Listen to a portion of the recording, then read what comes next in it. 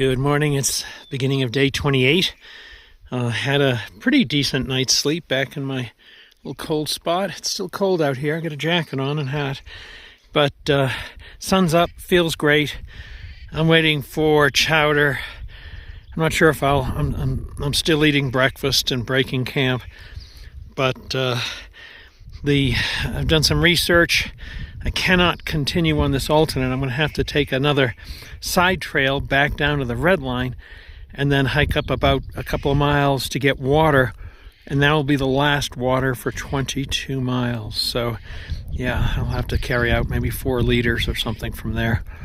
That's going to be ugly, but it is what it is. So other than that, beautiful skies up in the beautiful mountains and cold instead of hot. So things have changed as we get to northern New Mexico. I'm not sure how this will continue, but right now it's interesting. Just wish there were more water. Water.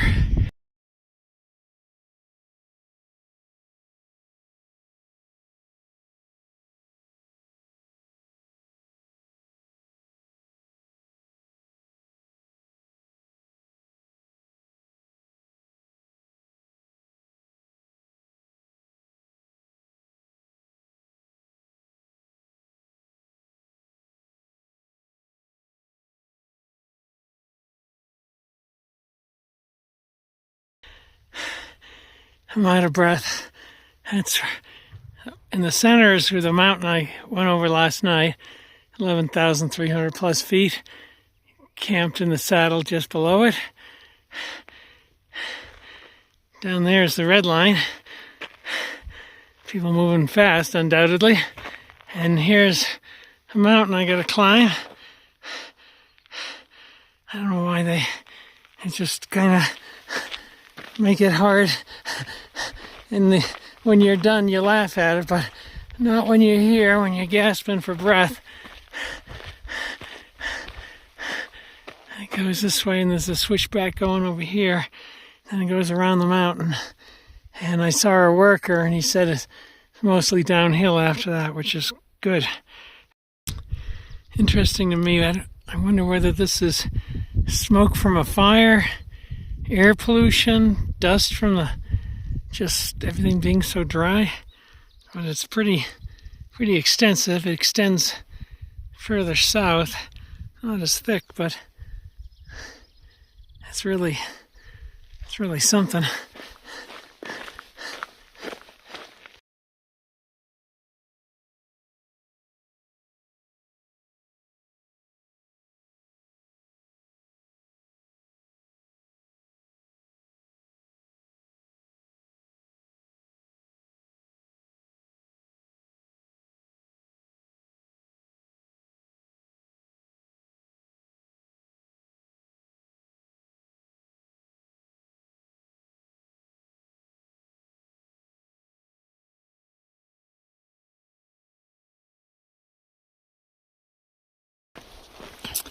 Well, I just left a water source area. I don't know what the CDT would be without ranchers. It was a cattle pond, but 2 tanks, a well. I did not filter. I got the water, I believe, coming out of the well. So hopefully. And the tough news is 21 miles to the next water source. I've got about 1.5 miles left on this alternate, and then back to the red line. It's I think it's like around 1 o'clock, so definitely be dry camping tonight. I took out 4 liters.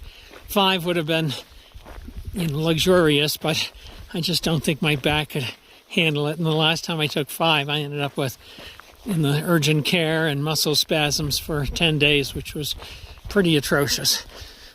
So it's downhill back to the red line, which is good. And then my hope is to hike to about 6 o'clock tonight, dry camp. And then if I hike to 6 o'clock, I'll get another 10 miles in or so. So I'd only have 10 miles to the water source tomorrow. And yeah, by the time I get to the tent site, have dinner, and breakfast. Probably only have 2 liters left anyways for tomorrow, so all good. It's I can feel some pressure, but not terrible. So check in later. It's worth noting that on far out on my Android phone, it showed no water, showed nothing at mile 13.9, but people who had the iPhone implementation showed a water dot, and then it had all the details that it was a cattle pond, cattle troughs, a well. That was the first time I had noticed that, just a glaring omission of water. I was going to take a side trail way back to get to the red line to get some water, and the Android users pointed out there was water.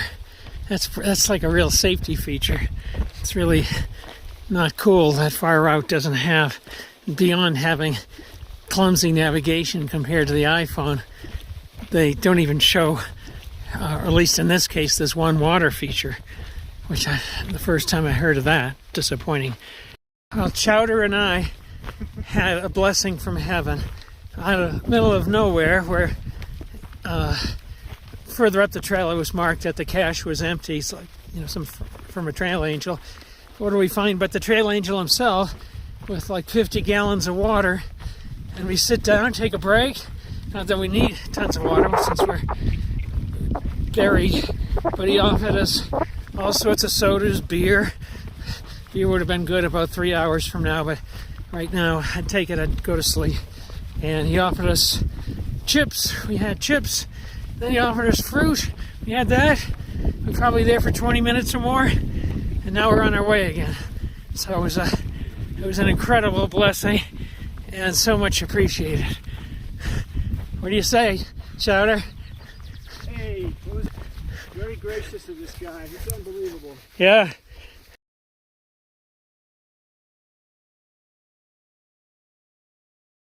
Hey guys, it's the end of day 28, and I'm tenting here with Danny from Berlin, Germany, who I've seen a couple of times on trail. We hiked together for a good part of the day, and behind him is Chowder, further back from Maine, who I've also hiked with. We stopped about 6. We found an excellent spot, fairly flat, reasonably soft, and hiked like 9 plus miles on the alternate and 10 plus miles on this trail. So somewhere between 19 and 20. And tomorrow, hope to do 20-ish. I'd like to do maybe a little more. I'm still, I think, like 65 miles out of Cuba. So it's still several days out of Cuba. A lot of this 2-track road walk, which gets tiring. This trail right here is not bad. There's other places with lots of rocks, and in the heat of the day, which is often most of the day, the sun really beats down on you. So we spent part of the time in the woods, and that was a bit better on a smaller single track, and with half shade half the time. So that's pretty good. I don't know what tomorrow will hold. We also had a 21-mile water carry today, and we're dry camping. There's no water here.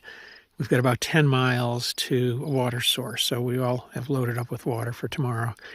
But we've got enough, and then things will kind of return to a norm of every 10 to 15 miles is water. But that's it. It was a good day. Feeling pretty good. Still loving my new shoes. Nice to tent with some company and have good conversations. Talk to you tomorrow. Take care.